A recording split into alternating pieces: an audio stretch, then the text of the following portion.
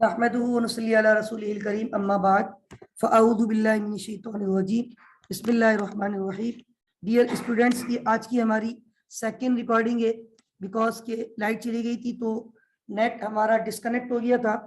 लेकिन पहली रिकॉर्डिंग में हमने अपना कल वाला सवाल जो कंटिन्यू किया था वो अल्हम्दुलिल्लाह कंप्लीट कर चुके थे, जिसमें हमने आज परपिचुअल के एवरेज मेथड को देखा। कल उसी सवाल को हमने परपिचुअल के, मैं स्क्रीन पे आपके शेयर कर सकता हूँ, ये रहा, फीफो मेथड से सॉल्व किया था। आप देख सकते हैं आज हमने इसी सवाल को कौन से मेथड से सॉल्व किया है, एवरेज।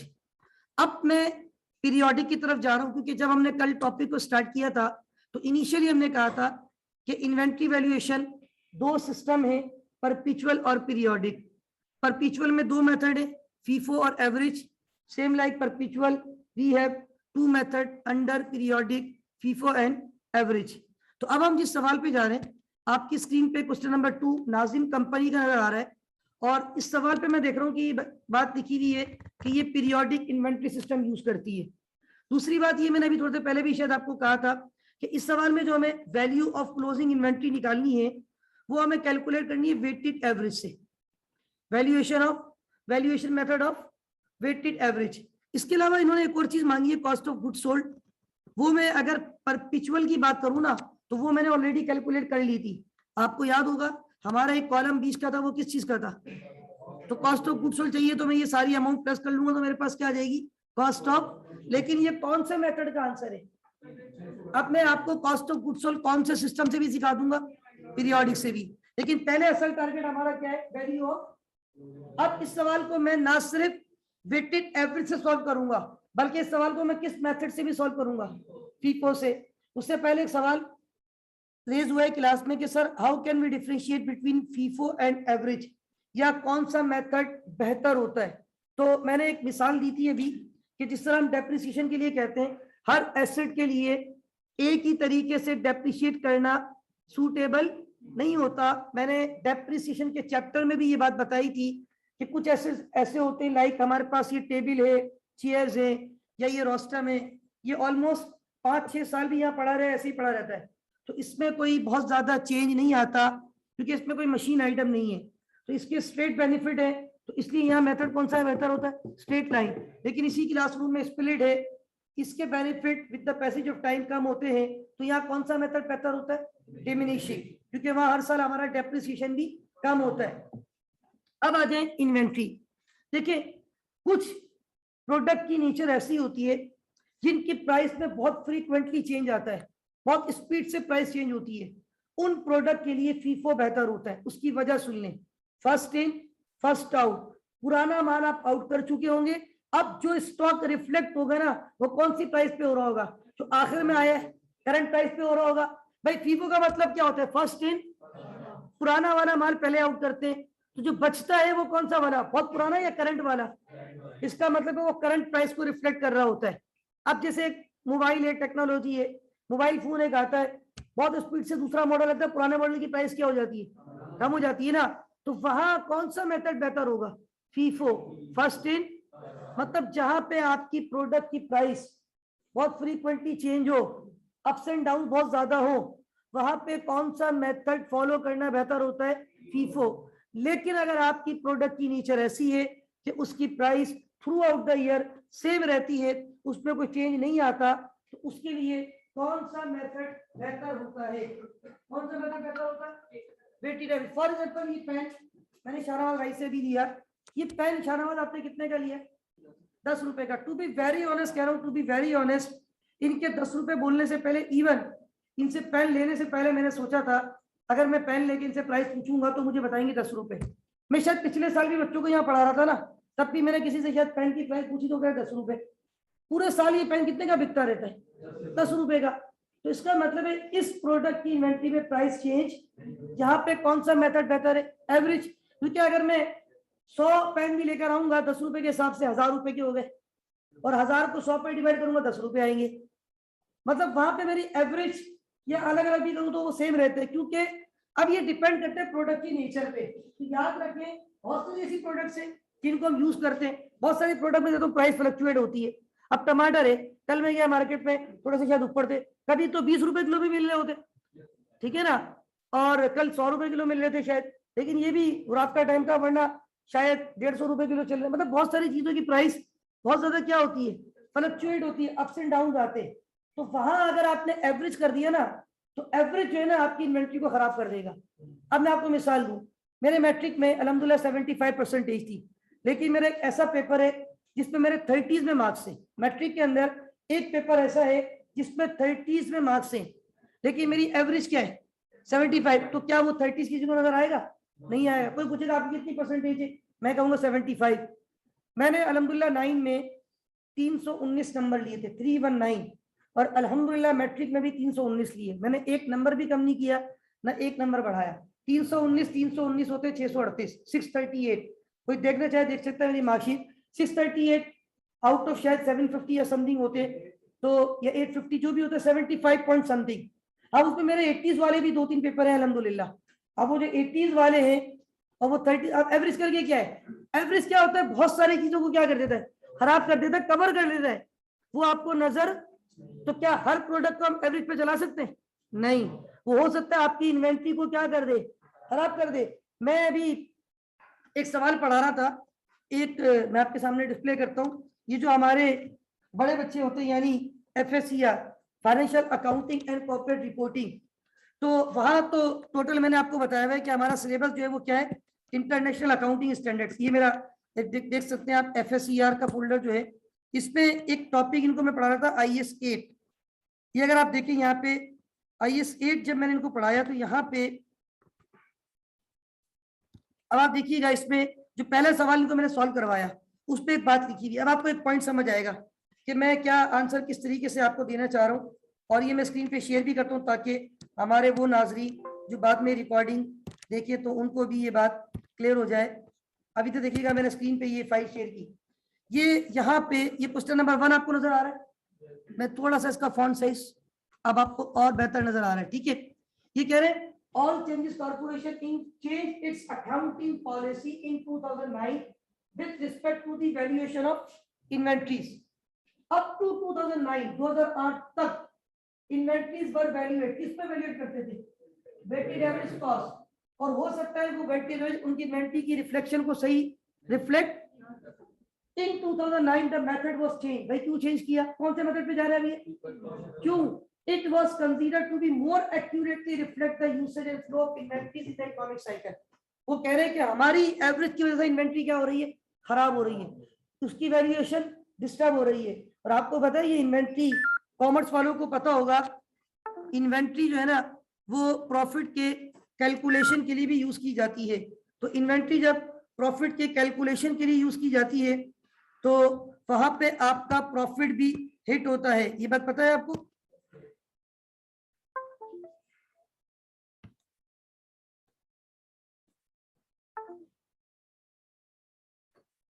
तो इन्वेंट्री जब आप यूज करते हैं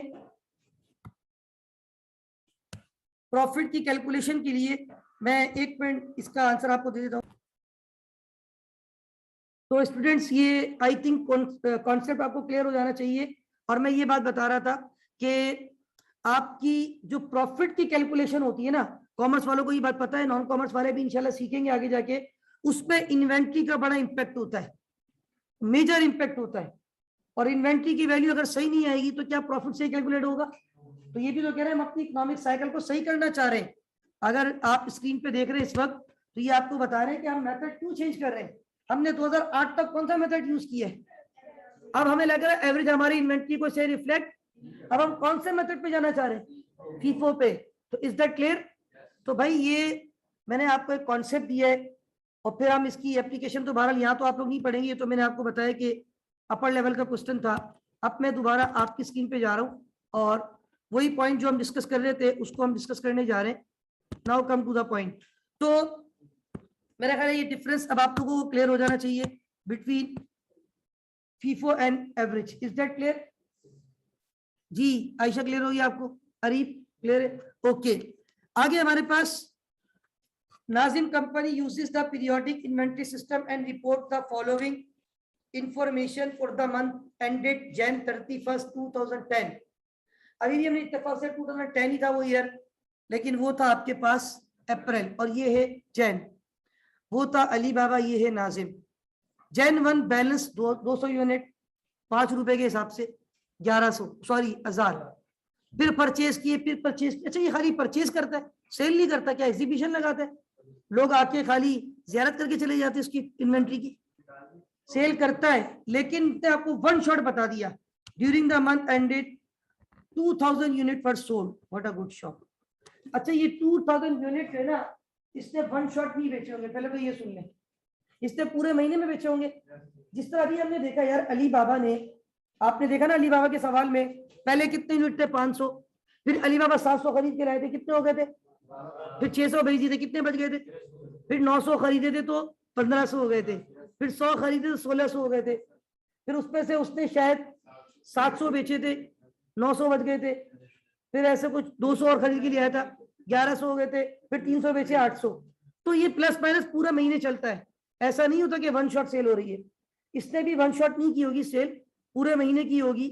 लेकिन क्योंकि ये पीरियोडिक है, पीरियोडिक में हमें बैक टू बैक सेल्स दिखाने की जरूरत, तभी ये सवाल डिफरेंट तरीके से है।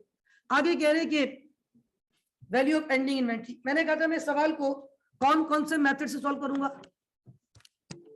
फीफो और एवरेज। असल जो रिक्वायरमेंट है वो है, ठीक है यार, ये कैसे जाएगा भाई? This one. अच्छा भाई, अच्छा हमारे पास यहाँ पे please silent, Nazim and company.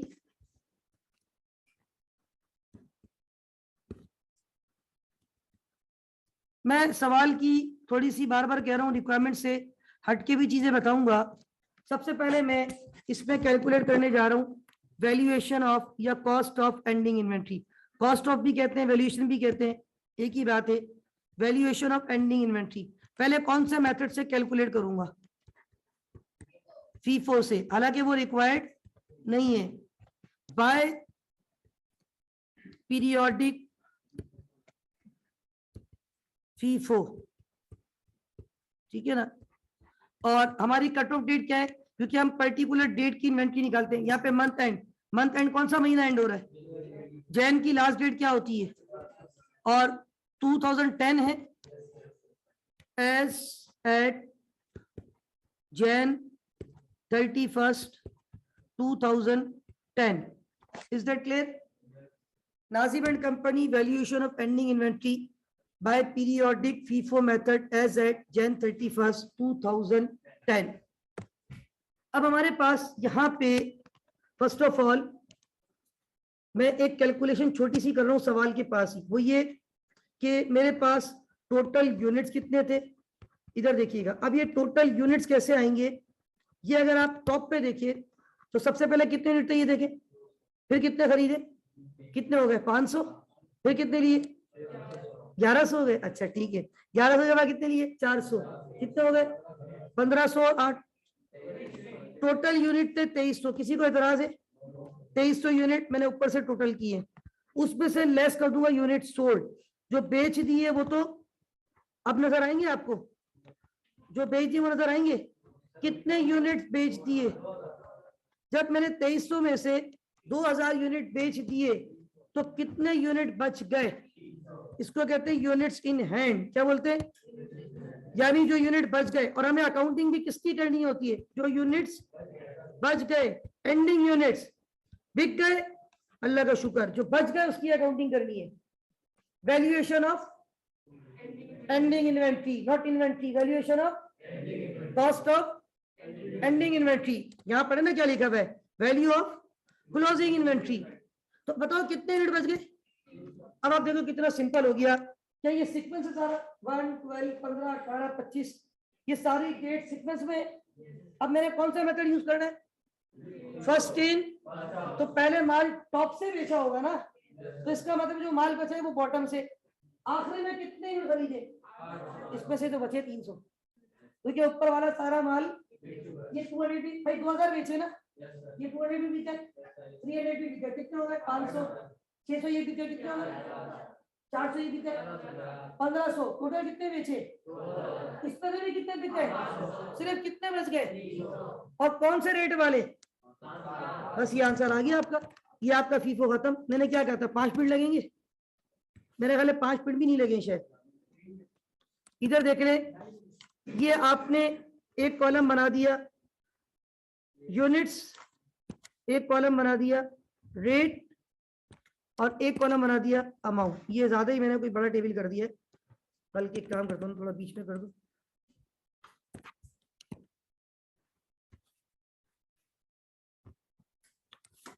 Number 1 units, number 2 rate, और नंबर 3 उसकी अमाउंट।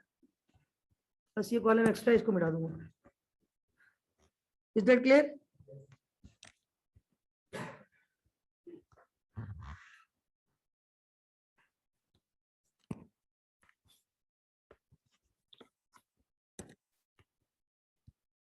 यूनिट्स, कितने यूनिट बच गए, उसकी प्राइस क्या है, रेट कितना हो जाएगा, अमाउंट पता है, बस ये आंसर होगी। और वैसे अगर टोटल करना चाहो तो सिर्फ किस किस का टोटल करोगे, यूनिट का। और अच्छा यहाँ पे एक चीज मैं बता दूं कि क्योंकि यहाँ तो सिर्फ माल कौन सा बचा है, सिर्फ कौन सी वाली इन्वेंट्री, मतलब एंडिंग तो बची है, सिर्फ उसमें से जो आखिर में खरीदा था। अब मैं एक चीज आपको बताता हूँ समझाने के लिए, बस ये तो आंसर हो गया, फीफो आपका कंप्लीट हो गया, सही है। फीफो कौन से मेथड से कंप्लीट हो गया, ये पीरियोडिक से फीफो आपका कंप्लीट हो गया। अब यहाँ पे मैं सपोज कर लेते हैं कि समझाने के लिए मिसाल दे रहा हूँ, सपोज कर रहा हूँ कि मैंने ये जो इन्वेंट्री बेची है, सवाल में क्या लिखा हुआ है, कितने यूनिट आपने बेचे हैं, 2000।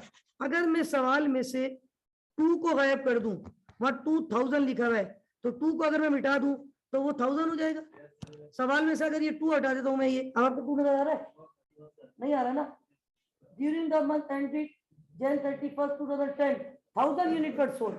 कितने यूनिट, तो इसका मतलब है, सब मिसाल दे रहा हूं मैं, यहां से 1000 माइनस करता तो कितने यूनिट बच जाते।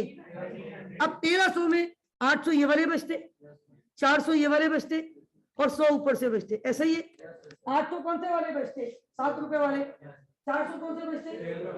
अब आपने सर आप तो लीफो, लीफो नहीं है भाई, फीफो, फर्स्ट इन माल बेचा कौन सा है, टॉप वाला, बचा कहां से, आखिरी वाला। 800 ये बचते, इसमें कितने बचते, ये पूरे बचते 600 100। लेकिन सिक्वेंस में उतारता मैं, फिर पहले ये 100 लिखता, और उस 100 के बाद क्या लिखता, और उसके बाद क्या लिखता, इज दैट 800 पूरे लिखता। ओके स्टूडेंट्स, तो बात ये हो रही थी कि अगर मेरे पास 1000 यूनिट सेल हुए होते तो कितने यूनिट बच जाते, 1300। वो 1300 यूनिट में कहता 800 ये बच गए, 400 ये बच गए, ये 600 पूरे बचते, इसमें कितने बचते। लेकिन सीक्वेंस को फॉलो करता मैं, जब मैं यहाँ लिखता, इधर देखें, फिर ये एक लाइन में आंसर नहीं आता, ये कितनी लाइन ऐड होती, 3। पहले पुराने लिखता 100, फिर 400, वेरी गुड, फिर 800, 100 और 400 कितने होते, 500, और 800 कितने हो जाते, 1300, और अलग अलग जो रेट था उससे मल्टीप्लाई करता, तो ये आपका आंसर आ जाता। Is that clear? अच्छा, ये हमने नाजिम एंड कंपनी का सवाल सॉल्व किया, कौन से मेथड से। अब मैं यहीं पे बिल्कुल इसके साथ पैरेलल आंसर दे रहा हूं, यहाँ बिल्कुल छोटा सा आंसर है। अब इसी को मैं नाजिम एंड कंपनी और आंसर देने जा रहा हूं, कौन से मेथड से, वैल्यूएशन ऑफ एंडिंग इन्वेंट्री।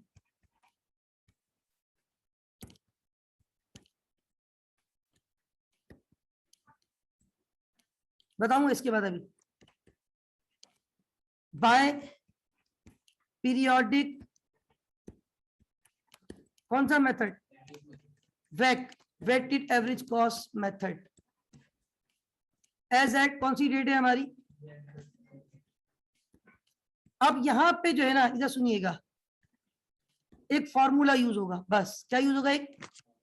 अब क्या फॉर्मूला है, सिंपल ये देखिएगा, total cost, total divided by total unit. तो क्या आपके पास एवरेज प्राइस आ जाएगी भाई, कितने यूनिट से, total, total, very good, total unit कितने थे, कॉस्ट में प्लेस कर दूंगा, मुझे दी हुई है सवाल में, मल्टीप्लाई कर दूंगा यूनिट्स इन हैंड से, किससे, जो मेरे पास यूनिट बच गए, क्या मुझे उसकी अकाउंटिंग करनी है भाई, जो यूनिट्स बच गए उसकी अकाउंटिंग करनी है ना। Total cost divided by multiply by units in hand. अब इधर देखिए टोटल कॉस्ट कैसे आएगी। टोटल कॉस्ट अगर मुझे कैलकुलेट करनी है तो मैंने यहाँ पे ये कॉस्ट दी है सारी भाई, ये 200 यूनिट की कॉस्ट, ये 300 यूनिट की कॉस्ट, ये 600 यूनिट की कॉस्ट, ये 400 यूनिट की कॉस्ट, ये 800 यूनिट की कॉस्ट, शायद 15,000 आ रही है। 1 2 और ये 4 7 और 8 9 और 10 जी 15,000 हो गई, पूरी 15,000 रुपए, नहीं 15,000। अब सुने, ये 15,000 कितने यूनिट की कॉस्ट है? 15,000 डिवाइडेड बाय 2300, तो क्या मेरे पास एवरेज प्राइस नहीं आ जाएगी? अब आप देखें इसको डिवाइड करूं तो कौन सी प्राइस आ जाएगी? हालांकि मेरे पास कभी यूनिट 5 रुपए का भी मैंने खरीदा है, कभी यूनिट 6 रुपए का, कभी यूनिट 7 रुपए का, तो ये मेरी प्राइस ऊपर नीचे हो रही है। बहरहाल मैंने इसको डिवाइड किया तो जो भी आंसर आ रहा है कैलकुलेटर पे पॉइंट में आ रहा होगा, उसको भी देखने की जरूरत, लिखने की जरूरत नहीं है, उसको मल्टीप्लाई करने कितने यूनिट बच गए तो कितना आंसर आ रहा है? 1957 कर दो। अब आप देखिए वहां आ रहा था 2100, यहाँ तकरीबन 2000 के करीब है। As a result of different method आपके आंसर थोड़े से डिफरेंट आते हैं। Is that clear? अच्छा मैं थोड़ा सा यहाँ पे जो एक चीज कर देता हूँ ताकि आप लोगों को ये फर्क नजर आ जाए। ये अलग मेथड था, ये कौन सा मेथड था, और इसका बॉक्स अलग से पैक कर देता हूँ ताकि आपको पता चल जाए कि सर ने ये फ्रेम कर दूं, इसको भी थोड़ा सा फ्रेम सही नहीं आया, क्या बात है, सुभान अल्लाह सुभान अल्लाह। और एक बॉक्स फार्मूले को भी देना चाहिए।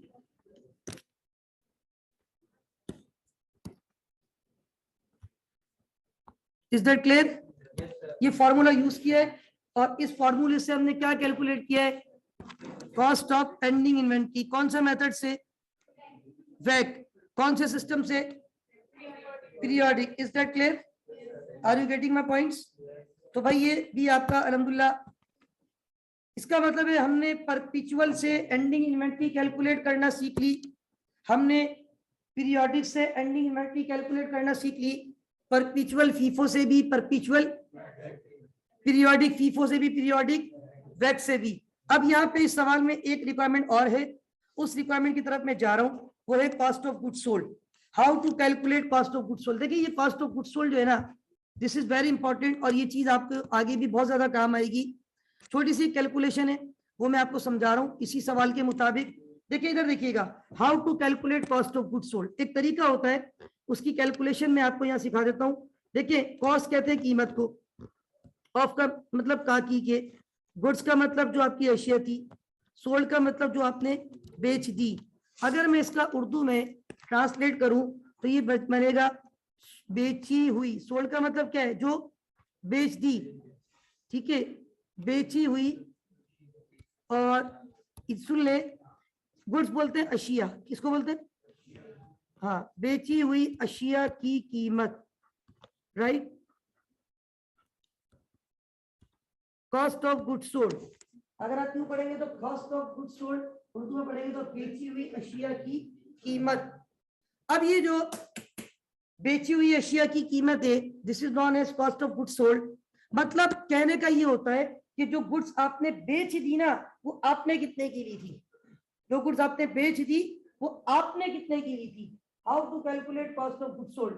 The way to calculate cost of goods sold is very straight. सबसे पहले हम लिखेंगे ओपनिंग इन इन्वेंट्री। क्या लिखेंगे? ओपनिंग इन्वेंट्री का मतलब होता है आपके पास पहले से कितने रुपए का माल मौजूद था।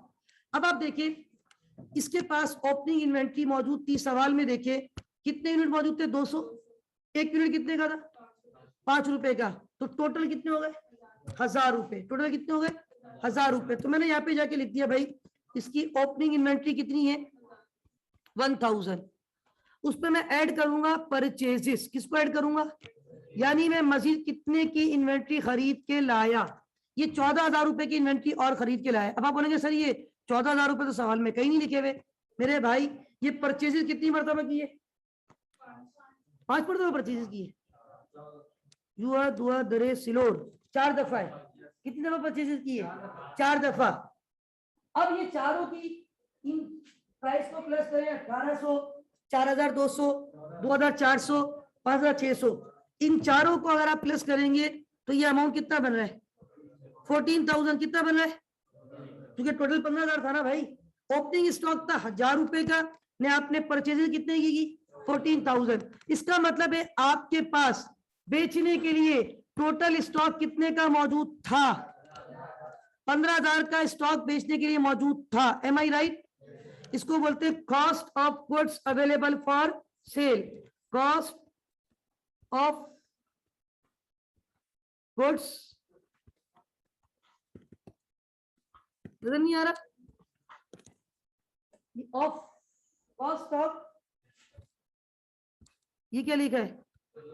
Goods available for cell. Cost of goods available for, ये उस माल की कीमत है जो बेचने के लिए मौजूद था है नहीं? अब क्या सारा माल अभी भी पड़ा हुआ होगा? आप क्या माल बेचते नहीं है? कस्टमर आता तो ये कहते जाओ जाओ अपना काम करो, हम नहीं बेचेगा, ऐसा बोलता? ऐसा नहीं है भाई। क्या आपने कोई जियारत करी कि लोग आते जियारत करते चले जाते? ऐसा नहीं है, आप माल बेचते हो। क्या साल के आखिर में, अब इधर आ जाओ, लुक एट दिस, मैंने अभी फीफो सॉल्व किया ऊपर और एवरेज से भी सॉल्व किया है। एंडिंग इन्वेंट्री एक जैसी आती है, अलग अलग आती है।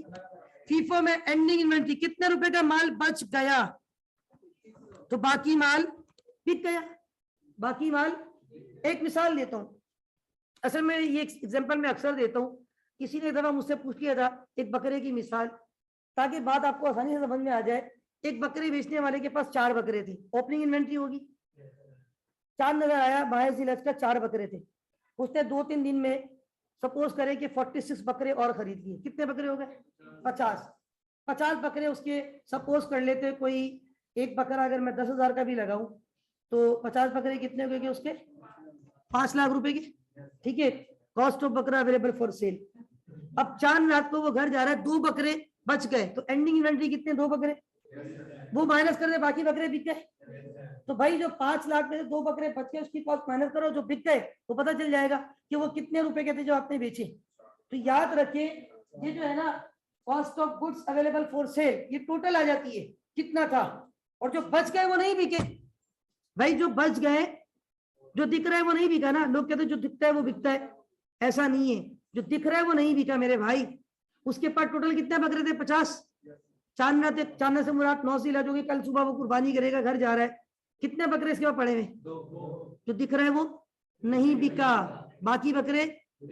तो इसका मतलब है टोटल बकरों की कॉस्ट में से इनकी कॉस्ट माइनस करो तो जो बिके उसकी कॉस्ट पता चल जाएगी। तो ये बिल्कुल एक जेन्युइन तरीका है। ओपनिंग इन्वेंट्री दुनिया की बड़ी से बड़ी कंपनी ऐसे ही निकालती है कॉस्ट ऑफ गुड्स सोल्ड, चाहे वो पीएस हो या कोई भी कंपनी हो। Opening inventory at net purchases, तो क्या आंसर आ गया? Cost of goods available for, इसमें से माइनस कर दो कौन सी? इन्वेंट्री। अच्छा ये तो पता ना ब्रैकेट लगाते हैं अकाउंटिंग में माइनस के लिए। अच्छा ये तो बता दिया था मैंने बैंक रिकंसिलिएशन में। 12,000, व्हाट इज 12,900? जो माल बिक चुका है उसकी, बस जाहिर सी बात है ना। अब आप मुझे एक बात बताएं, चले माशाल्लाह अभी आप लोग सारे समझदार हैं, आप लोग खुद ही आंसर देंगे। नासिम ने टोटल ओपनिंग इन्वेंट्री और परचेजेस मिला के कितने का खर्चा किया था? Very good, 15,000। नाजिम की दुकान पे ईयर एंड पे कितने का? फीफो मेथड में कितने का माल पड़ा हुआ है? इसका मतलब है आपका 12,900 का माल। अब आपने जितने का भी बेचा हो वो आपका ऊपर का अमाउंट सारा का सारा क्या है? प्रॉफिट है। वो सारा अमाउंट आपका क्या है?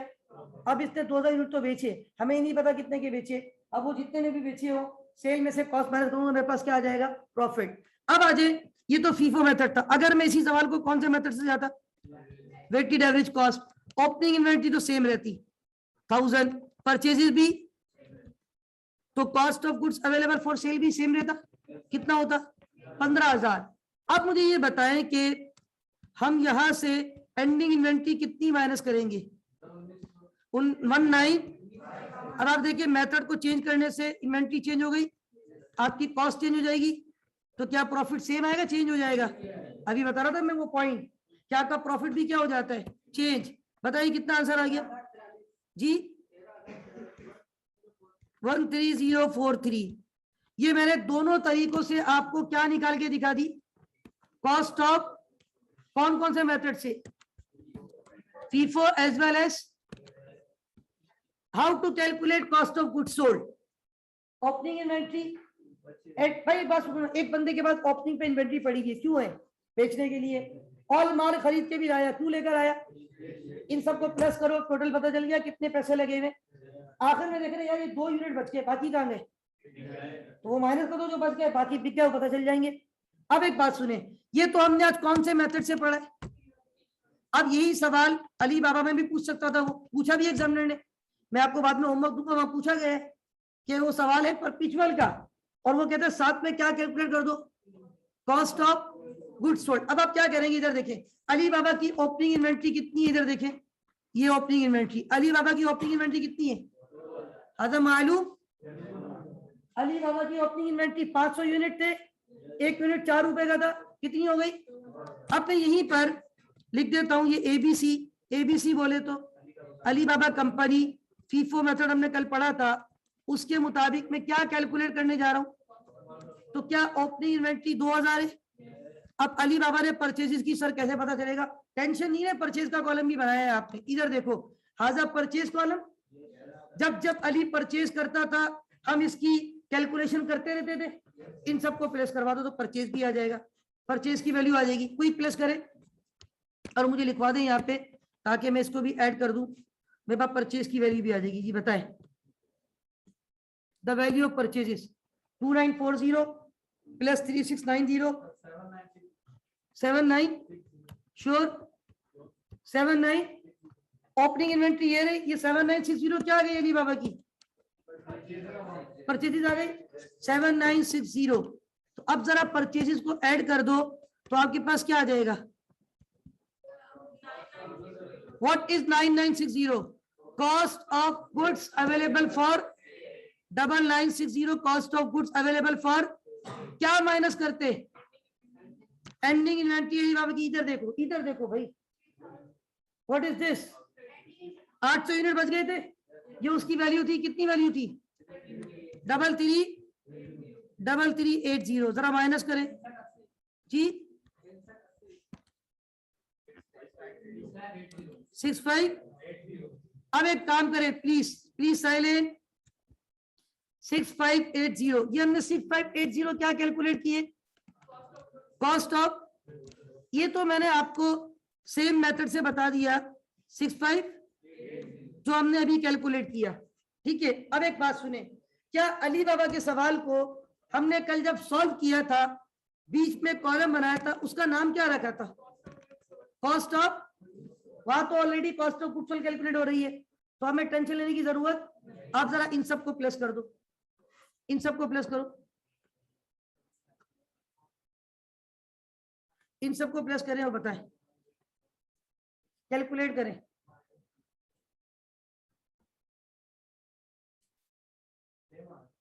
अमाउंट बताएं 6580। देखिए आपने कैलकुलेट किया और आंसर आप लोग कह रहे हैं कि सेम आ रहा है, दिस इज 6580, चेक कर सकते हैं आप लोग 6580। तो जब हम परपेचुअल सॉल्व करते हैं तो हम कॉस्ट ऑफ गुड्स सोल्ड का क्या बना रहे होते हैं, कॉलम, तो हमें उसमें टेंशन लेने की जरूरत, आप उसी कॉलम को ऐड करो तो आपके पास किसका आंसर आ जाएगा, कॉस्ट ऑफ गुड्स सोल्ड। लेकिन अगर आपको ऐसे नहीं करना तो आप ऐसे भी जाएंगे, opening inventory at net purchases less ending, तब भी क्या आंसर आ रहा था 65। इज दैट क्लियर, ये दोनों तरीके थे कॉस्ट ऑफ गुड्स सोल्ड को कैलकुलेट करने के। परपेचुअल में डायरेक्ट आ जाता है, इनडायरेक्ट भी कर सकते हो, लेकिन पीरियोडिक में डायरेक्ट आपको ऐसे ही कैलकुलेट करना पड़ेगा। तो मेरा ख्याल है अभी ये परपेचुअल और पीरियोडिक के डिफरेंस भी आपको क्लियर हो रहे होंगे। आपको इन दोनों क्वेश्चन में दोनों तरीकों से, यानी फीफो से भी और एवरेज से भी मैंने, हालांकि इस क्वेश्चन नंबर 2 में सिर्फ हमें कैलकुलेट करना था वेटेड एवरेज कॉस्ट मेथड से एंडिंग इन्वेंट्री, और उसी मेथड से क्या कैलकुलेट करना था, value of closing inventory and value of cost of goods sold, assuming the company uses valuation method of. क्या मैंने क्लोजिंग इन्वेंट्री निकाल दी नाजिम कंपनी की, कौन से मेथड से निकाली है, खाली फीफो से निकाली है, दोनों से, हालांकि रिक्वायरमेंट क्या थी खाली। फिर मैंने क्या कॉस्ट ऑफ गुड्स सोल्ड निकाल दिया, दोनों मेथड से बता दिया। बिल्कुल आप देख सकते हैं मैंने फीफो से भी कैलकुलेट किया है और वैक्स से भी कैलकुलेट किया है। तो ये सारी चीजें अल्हम्दुलिल्लाह आपकी कंप्लीट हो चुकी है। कंप्लीट से मुराद ये चैप्टर भी कंप्लीट नहीं हुआ, इस पे कुछ और वेरिएशन है, कुछ चीजें और सिखानी है इंशाल्लाह, वो चीजें इंशाल्लाह we will discuss next week में इंशाल्लाह। दूसरी बात ये है कि अगर मेरा प्लान हुआ थर्सडे को ऑफ करने का, मैंने कहा बताया था आपको शायद मैं जाऊं, तो मैं आप लोगों को वेडनेसडे को इंशाल्लाह मैसेज कर दूंगा। That's all for today. अल्लाह हाफिज व नासिर। पाकिस्तान जिंदाबाद।